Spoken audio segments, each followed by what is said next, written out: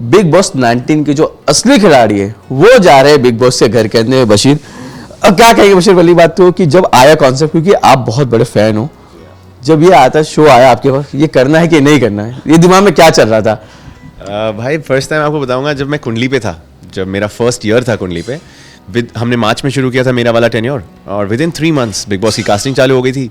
मुझे कॉल आया उस इंसान से जिन्होंने मुझे रोडीज़ के लिए ढूंढ के निकाला था फर्स्ट टाइम, और वो लेडी की बहुत रिस्पेक्ट करता हूँ मैं, तो उन्होंने बोला आजा, ज़रूरी है तू कर ले। मैंने कहा अब तो इतने साल से मतलब चाहता था, अब तक नहीं आए, अब मैं शो पे हूँ, आप कह रहे हो आ जाओ। 2 साल मैंने मना किया, वो साल और उसके अगले हाफ ईयर तक मैंने जो नहीं कर पाया। फाइनली शो बंद हुआ, मैंने कहा भाई अब से बेहतर मौका मिल नहीं सकता। एक्टिंग का भी एक राउंड हो गया है, बिग बॉस करके ख़त्म करने के बाद क्या करना है, एक्टिंग करना है। अब समझ आ गया कि at least I can do it, तो this is the best time for me to be on Bigg Boss. इससे अच्छा मौका हो ही नहीं सकता था। पर कहते हैं ना कि देखिए रोडीज आपने कर लिया, वहाँ पे हर एक टास्क होता ही है, वो आपके तो मुझे बिग बॉस इस तरह से ले जाओ, सब पापा भाई ठीक है, बस मेंटली गेम खेलना है, अब पीस में रहना है, बिल्कुल हाड़ाहुड़ी नहीं करनी है, जज्बाती नहीं होना है, एक इम्पल्सिव नहीं होना है। ये ठहराव जो मेरे अंदर शायद बिल्ड हुआ है in the past few years, ये मेरे लिए फ़ायदेमंद होगा। पहले मैं ऐसा ही था, इम्पल्सिव था, एकदम रिएक्ट कर देता था, 1 सेकंड में ऐसे हो जाता था। I think this is the time where I am perfectly all right, I am in a good state of mind, अपने physical, I mean psychologically, mentally, emotionally, हर जगह से।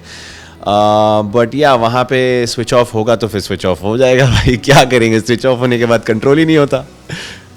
आपको गुस्सा कब आएगा, मतलब ऐसी कौन सी चीज है कि अगर पिन किए तो भाई फूटा? बदतमीजी है भाई, मेरे को पता है प्रॉब्लम्स तो सबकी होनी है, बट आप कुछ भी तकलीफ हो आप प्यार से बोलोगे ना, मैं दुनिया आपके कदमों में रख दूंगा। बट अगर मेरे से बदतमीजी से बोला गया ना भाई, तो मैं उसकी मतलब जितने दिन मैं वहाँ हूँ उसको तकलीफ होगी, ये मैं श्योर हूँ। तो anybody going to talk to me very differently, बदतमीजी के एंगल से सुपीरियॉरिटी दिखाने जाएंगे, तो फिर मैं उनको दिखाऊंगा कि यहाँ पे इज्जत किसी की नहीं की जाती। जब तक ठीक है, जब तक सब इज्जत और प्यार मोहब्बत से है। अगर बात करें हम वीकेंड के वॉर की, जो वीकेंड का वॉर होता है कि जिसमें सलमान आते हैं, सबकी क्लास लेने वाले हैं, उनसे कैसे बच, क्योंकि कुछ गलती की तो सामने से बोलते ना आईना दिखाने का काम करेंगे वो। देखिए मैं कह रहा हूँ ना, मेरे लिए सबसे बड़ा शोडाउन वही होने वाला है। I am going to be super super super nervous when Salman भाई is going to come around.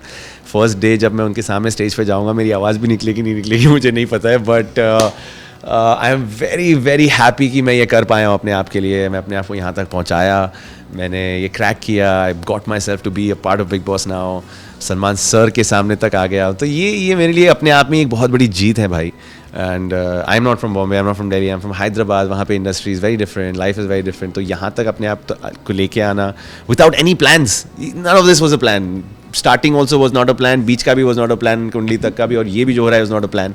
तो ये सब हो रहा है जिस तरीके से, I am just happy for my self, and देखते हैं कैसे जाएगा ये। कहते हैं ना कि आदमी को जो गुस्सा आता है, अर्ली मॉर्निंग चाय या कॉफ़ी ना मिले तो माइंड बोलता है सेट नहीं होता। तो इन दोनों में से कौन सी चीज़ की आदत है, और ना मिले तो फिर क्या होने वाला है?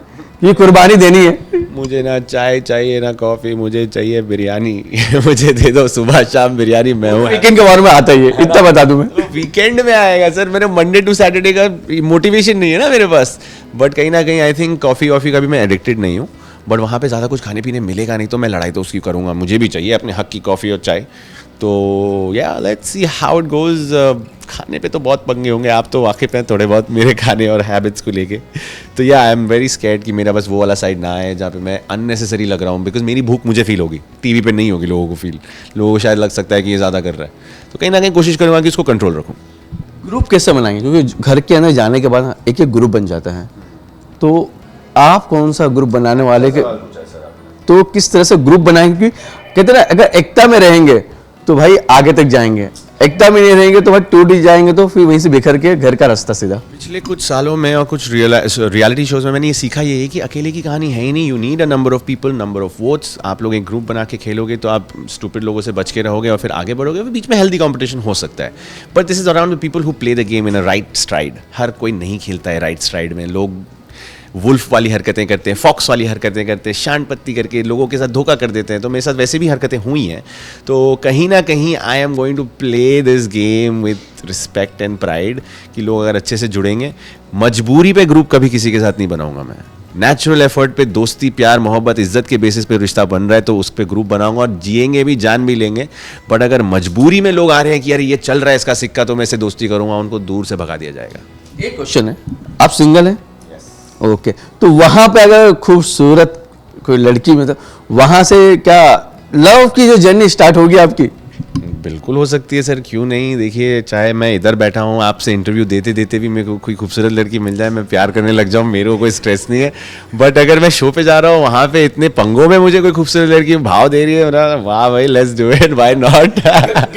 घर से बाहर आने के बाद घर वाले भी हैं वहाँ पे, उनकी राय सलाह कुछ काम आएगी? 100% यार, मैं अपनी मम्मी की सलाह के बगैर मैं कहीं आगे नहीं बढ़ता हूँ। मैं मम्मी को प्रेजेंट कर सकता हूँ बट उसके बाद मॉम क्या बोलती है वो देख के आगे बढ़ना होता है। तो फाइनल कॉल हमेशा मॉम का ही रहेगा। Mom is the real gangster, but my mom is really open to me being an open and honest guy। मेरी मॉम कहती है तुम किसी का दिल नहीं तोड़ोगे, किसी के साथ धोखा नहीं दोगे, किसी को झूठे फेक प्रोमिसेस नहीं करोगे, तो मैं तुम्हारे साथ हूँ। तो कोई भी लड़की को झूठ बोल के फेक प्रोमिसेस करके उसको धोखा दे के आओगे मेरे मम्मी मैंने ये नहीं किया वो नहीं किया, तो I will also not support you. तो ये प्रिंसिपल्स अगर आपके सॉर्टेड हो तो आपकी फैमिली भी आपको सपोर्ट करेगी। दूसरों के लिए एडवाइस यही है कि गेम्स मत खेलो, be who you are. Last question, Bigg Boss के पूरे सीजन में आप किससे सबसे ज़्यादा एडमायर करते हैं? I love Siddharth Shukla since day one. मैं पहले उनको थोड़ा एक्स्ट्रा समझता था before I saw him on Bigg boss, but big boss आने के बाद मैं समझा उनको, और उनको समझने के बाद मैंने ये समझा कि मैं भी बहुत ऐसा हूँ यार। तो बहुत सारे सिचुएशन में ऐसा सोच रहा हूँ कि अरे मैं सिचुएशन में ऐसा करता और मैं देख रहा हूँ वो बंदा वही कर रहा है। तो कहीं ना कहीं इससे ज़्यादा लिंकेबल मेरा कहीं किसी के साथ ऐसे नहीं हुआ था। तो Siddharth Shukla all the way. So ma'am से बात करें, थैंक यू सो मच। बस ये कि बिग बॉस की जो ट्रॉफी है ये यही हाथ में है। थैंक यू, ब्यूटीफुल रही है, आप लोगों का साथ रहा है एंड आप लोगों के साथ सपोर्ट प्यार मोहब्बत की वजह से हम यहाँ तक आए हैं। बस यही बरकरार रखिए और ऐसी दुआ और प्यार से हमें देखते रहिए और हमें सपोर्ट करते रहिए, जीत के ही आएंगे इंशाल्लाह, जरूर होगा काम। Thank you so much, thank you. Cameraman Sadiq के साथ विशाल शर्मा, एबीपी न्यूज़।